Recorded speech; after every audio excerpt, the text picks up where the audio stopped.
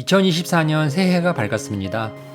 신년초라 오늘은 주방 쪽 공간을 정리해 보려고 합니다. 사용한 지 10년차가 돼가는 오래된 주방이지만 1년에 한 차례씩은 신년초에 정리를 해주면서 공간의 쾌적함을 유지하고 있습니다. 오늘은 크게 세 구역을 정리할 예정인데요. 첫 번째는 싱크대, 두 번째는 팬트리, 세 번째는 냉장고를 정리할 예정입니다. 정리 후 깔끔하게 세팅된 주방과 주방의 아이템들도 소개해 보도록 하겠습니다. 모든 정리의 첫 번째 원칙은 분류 작업이죠. 정리의 매뉴얼로 불리우는 곤도마리에식 정리법을 적용하여 모든 용품들을 꺼내서 펼쳐놓고 분류를 시작합니다. 분류는 사용 빈도에 따라 3등급으로 분류하였는데요. 1등급은 매일 사용하는 용품들로 손을 뻗으면 바로 닿을 수 있는 위치에 배치를 하였습니다. 2등급은 주 2, 3회 가끔 사용하는 용품들로 모두 근거리지만 노출 없이 싱크대 내부에 수납하였습니다. 3등급은 월 2회에서 4회 정도를 사용하는 용품들로 별도의 베란다 팬트리 공간에 수납하였습니다. 폐기용 물품을 분류하는 꿀팁인데요. 폐기 용도가 명확한 용품 외에 버리자니 아깝고 갖고 있자니 짐이 되는 애매한 용품들이 있죠. 이런 용품들은 데이터 분류 방식과 동일하게 아카이브 방식으로 분류를 하면 되는데요. 즉 데이터를 휴지통에 삭제할 때에도 바로 영구적으로 삭제하는 것이 아니라 일정 기간 동안 보관하다가 기간이 만료되면 폐기되는 방식입니다. 용품들도 동일한 방식으로 제한된 보관 공간 내에 특정 기간을 정해놓고 해당 보존 기간이 마감되면 프로토콜에 따라 영구히 폐기합니다. 그럼 마음 편하게 뒤끝 없이 폐기가 가능하더라고요. 저도 처음엔 버릴까 말까 망설이는 용품들이나 설레이지 않은 용품들은 일단 버려라 라는 방식을 따랐다가 낭패를 본 적이 있어서 제 나름대로 이를 보완한 폐기물 처리 방식입니다. 하지만 사용하지도 않는 미사용 용품들을 버리기 아까워서 집 어딘가에 일정 공간들을 차지하고 있다면 경제적 가치로도 엄청난 손해가 아닐 수 없습니다.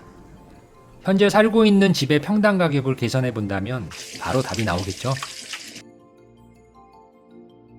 정리는 저희 집사람과 함께 거의 풀데이로 하루 정도가 소요되었습니다. 싱크대는 상부장은 한쪽만 사용하고 있고요. 상부장 쪽에는 1등급으로 분류한 사용 빈도가 가장 높은 매일 사용하는 용품들을 배치하였습니다. 싱크 거리에는 조리도구들을 어지럽지 않게 5개 이내로만 노출시켰어요. 간혹 사용하는 전원 콘센트는 다이소 나무 박스로 가려놓았어요. 우연의 일치겠지만 사이즈가 딱 맞네요. 주방용 세제는 디스펜서에 덜어서 사용을 하고 있으며 다른 분 사용기 보고 저도 구입한 자주의 실리콘 미니 스퀴지도 유용하게 사용하고 있습니다. 주방용 나이프들은 예전엔 칼블록을 사용했었는데 현재는 노출용 우드 자석 거치대를 사용하고 있어요. 우드의 소재는 나이프 손잡이와 동일한 올리브 나무이고 옆에 있는 나무 도마들과도 색상 톤을 유지하였습니다. 자석식 거치대의 장점으로는 칼들의 건조가 빨라 위생적으로도 좋은 것 같고 디자인적으로 우수한 칼들이라면 노출 상태로 수납할 수 있어서 눈에 즐거움을 줍니다. 하지만 어린아이들이 있는 집이라면 수납식 칼블록이 더 안전할 것 같습니다. 사용 중인 칼 브랜드는 3년 전에 구입한 독일 귀대라는 브랜드인데요. 셰프 나이프, 산도쿠, 중식도, 육류용 나이프, 과도 이렇게 5종류를 거치대에 사용하고 있습니다. 산토쿠는 스켈리톤으로 구매하였는데 재료가 달라붙기는 마찬가지라서 나중에 갈아서 쓸 생각하면 일반 칼날이 더 좋을 것 같습니다. 그리고 칼에 날을 세워주는 칼갈이인데요. 회전식 스위블 골이라 싱크봉에 걸어둘 수가 있어요.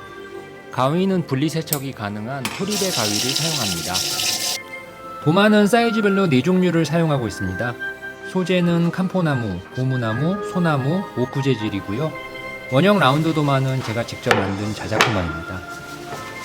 매일 사용하는 양념류도 사용 빈도가 높아 전기레인지 옆에 배치하였고요. 소금과 후추는 편리성 때문에 전동식 그라인더를 사용하고 있습니다.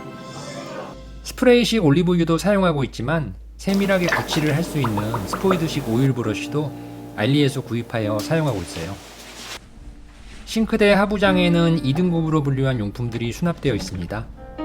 필요할 때 사용하는 각종 도구들이 한눈에 시야각에 들어올 수 있도록 소재별, 컬러별, 사이즈별로 맞추어 수납하였습니다.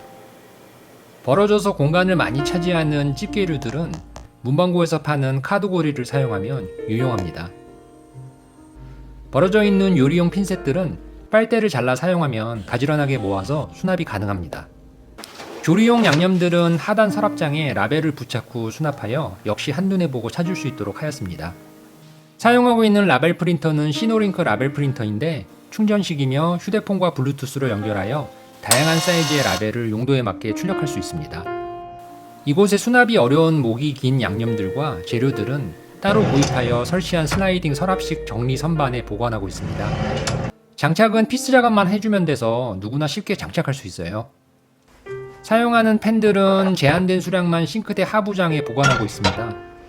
제가 가장 많이 사용하는 28cm 검정 무쇠 팬이고요.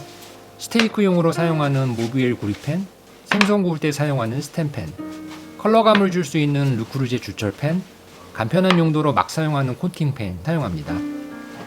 3등급으로 분류한 용품들은 베란다 팬트리 쪽에 모두 수납하고 있어요. 연식이 있는 아파트라 사용감은 있지만 제법 많은 용품들이 이곳 팬트리에 수납할 수 있어 주방을 깔끔하게 유지할 수 있는 것 같습니다. 냉장고 쪽 정리는 저희 집사람이 담당하였는데요. 일부 유통기한이 지난 재료들은 이참에 모두 정리를 하여 냉장고가 한결 가벼워졌습니다. 집의 구조적 제한과 용량 때문에 어쩔 수 없이 냉툭튀 모드로 냉장고를 사용하고 있지만 다음번 공사 때에는 저도 단차 없는 깔끔한 냉장고를 사용하고 싶습니다. 커피 머신은 5년 전에 직구로 구입한 브레빌 990을 사용하고 있습니다. 경품과 직구 제품의 가격차가 150만원 정도라 구입 당시 상당히 고민했던 부분인데요. 결과적으로 5년간 사용하고 보니 저의 경우는 직구로 구입하길 잘했다는 생각이 들더라고요. 4년차에 한번 고장이 나서 서드파트 수리업체에서 수리를 받긴 했는데 어차피 정품도 AS 기간 지나면 유상 수리이고 비용이 저렴한 것도 아니더라고요. 하지만 검색해보면 초기 불량도 제법 있는 편이라 정품은 이 부분이 가장 큰 메리트인 것 같습니다. 정수기 위에는 가정용 진공 포장기를 놓고 사용하고 있는데요.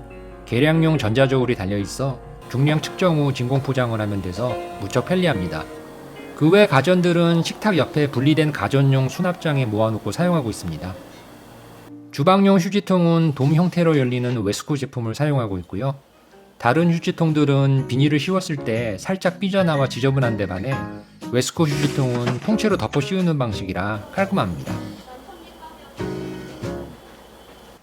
식탁은 밝은 톤 계열의 메이플 원목 상판을 따로 제작하여 리폼하여 사용하고 있으며 의자는 자작나무 소재의 디자인 의자를 공방에 따로 맞춤 제작하여 사용하고 있습니다.